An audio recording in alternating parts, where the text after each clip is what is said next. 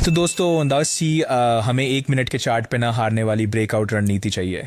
पिछले वीडियो में हमने रणनीति को समझना शुरू किया था, आज हम इससे ट्रेडिंग जारी रखेंगे। ठीक है, तो इंडिकेटर सेटअप और रणनीति को समझेंगे।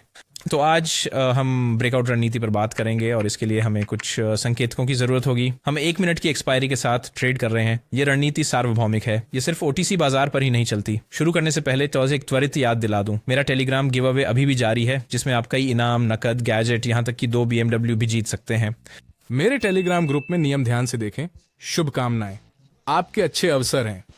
ठीक है, तो यहाँ हम फिर से बाय ट्रेड के लिए अपर बैंड ब्रेकआउट रणनीति अपनाएंगे। मुझे लगता है कि सब कुछ पहले से ही स्पष्ट है, तो ये एक अच्छा एंट्री पॉइंट है और हमें बहुत मजबूत गिरावट वाले वॉल्यूम, एक वैश्विक निम्न अपडेट दिखते हैं और मूल्य प्रतिक्रिया भी। तो चाल ऊपर की ओर है। कुल मिलाकर सभी शर्तें पूरी हुई। ऊपरी बैंड ब्रेकआउट, RSI नीचे से ऊपर मध्य मान को पार करता है, इसलिए हम यहाँ बाय ट्रेड खोलते हैं। बिना सोचे कह सकते हैं कि यह 100% मुनाफे में बंद होगा। मुझे इस बात का पूरा यकीन है। और जैसा कि मैंने कहा, हाँ अच्छा, ट्रेड मुनाफे में बंद होता है। चलो आगे बढ़ते हैं हम और अधिकतम बैलेंस के साथ अगला एंट्री पॉइंट चुनते हैं। दोस्तों, जब मैंने शुरुआत की थी तब ट्रेडिंग मुश्किल थी, बहुत गलतियां, बहुत नुकसान हुए, पर मैंने एक गाइड बनाई है जिसमें वो जरूरी टिप्स हैं जो काश तब मेरे पास होते। ये मुफ्त है दोस्तों। इसमें रिस्क मैनेजमेंट, स्मार्ट मनी का उपयोग और ट्रेडिंग साइकोलॉजी को उदाहरणों और आसान स्टेप्स के साथ बताया गया है। चूके नहीं, किताब के लिए टेलीग्राम पर मैसेज करें, लिंक डिस्क्रिप्शन में है। ठीक है, यहाँ एक बाय ट्रेड खुलेगा ब्रेकआउट रणनीति का उपयोग करते हुए। मुझे लगता है अगले मिनट में ऊपर जाने की अभी भी संभावना है। तो चैनल यहाँ अहम भूमिका निभाता है। बहुत मजबूत वॉल्यूम, बहुत तेज गिरावट, और जैसा कि आप देख सकते हैं अब फिर से रिकवरी का चरण है। और आप जानते हैं, तो हम उछाल पर और मध्यमान के नीचे से ऊपर की ओर पार करने पर ऐसी स्थिति खोल सकते हैं। और मेरा मतलब है कुल मिलाकर सभी शर्तें फिर से पूरी हो गई हैं। हम यहाँ पे भी खुलने के लिए परिस्थितियाँ बहुत ख़राब हैं, क्योंकि हम पहले ब्रेकआउट पर नहीं खुल रहे हैं। यह हमेशा पूरी तरह स्पष्ट नहीं होता है ना, लेकिन आप जानते हैं ऐसी स्थितियों में भी, जैसा कि आप देख सकते हैं, रणनीति से आसानी से संभालती है और लाभ में बंद होती है। अच्छा, चलिए एक और ट्रेड खोलते हैं, शायद $50 के लिए। यदि आप इंडिकेटर सेट करने के बारे में निश्चित नहीं हैं या ट्रेडिंग में अभी शुरुआत कर रहे हैं और पैसे गंवा रहे हैं, तो मेरी मुफ्त ट्रेडिंग टीम में शामिल होने का समय आ गया है। मैं रोज अपने सब्सक्राइबर्स के साथ ट्रेड करता हूं और अपने ट्रेडिंग सिग्नल साझा करता हूं। आप मेरे अकाउंट से जुड़कर उन्हें मैन्युअल या ऑटोमेटिकली कॉपी कर सकते हैं, जो सबके लिए सुविधाजनक है।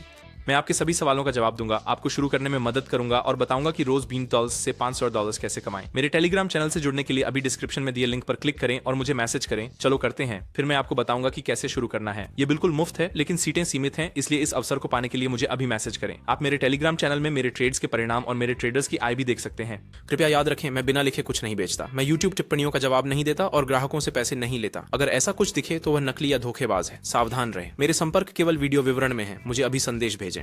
तो इस मूवमेंट को एनालाइज कर सेल ट्रेड खोलते हैं। हाँ ठीक है। हाँ, चूंकि हम रणनीति के हिसाब से शुरुआत कर रहे हैं, ये पहले से ही लगभग 50-50 है, क्योंकि RSI का व्यवहार बहुत अहम है। यहाँ ओवरसोल्ड से बाहर निकलने की संभावना है और सिद्धांत रूप में हम यहाँ एक रिबाउंड रणनीति का उपयोग कर सकते हैं। वॉल्यूम में भारी गिरावट थी एंड जितने ज़्यादा उतना ही बुरा। तो अगर हम कहीं शुरुआत में खोलते तो ऐसे ट्रेड की संभावना अभी भी होती, लेकिन जितना हम देखते हैं जीत का प्रतिशत उतना ही कम होता है। लेकिन हाँ देखो, यहाँ भी ब्रेकआउट रणनीति काम कर गई और हम ट्रेड बंद करने वाले हैं। हाँ, फिर से मुनाफे में बढ़िया। पैसे $5 का एक और ट्रेड खोलते हैं और अगला एंट्री पॉइंट लेते हैं। ठीक है, तो इस एसेट पर हम सेल ट्रेड खोलने का विश्लेषण करेंगे और ऐसी पोजीशन भी नहीं खोलनी चाहिए। लगता है ब्रेकआउट हुआ था, लेकिन देखो ओवरऑल ट्रेंड डायनामिक्स दोस्तों, एक गिरावट थी और यहाँ मूवमेंट डायनामिक्स में बहुत बड़ी करेक्शन हुई और इसी के अनुसार RSI ओवरसोल्ड से फिर से उछाल दिखा रहा है।